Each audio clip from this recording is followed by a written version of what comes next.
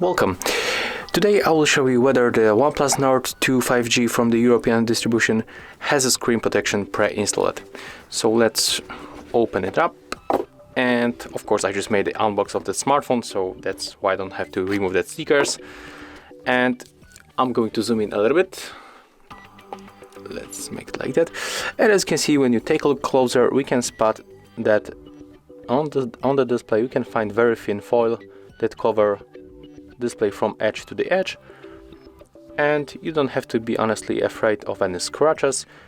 But if you want to protect your smartphone in a better way, definitely you can apply the tempered glass on your display. You can also check that video how to correctly install tempered glass on this smartphone in our YouTube channel. So yes, if you wonder if this smartphone comes with factory installed screen protection, as you can see here we have foil on the screen. So that's all. If you find this video helpful, remember to leave a like, comment and subscribe.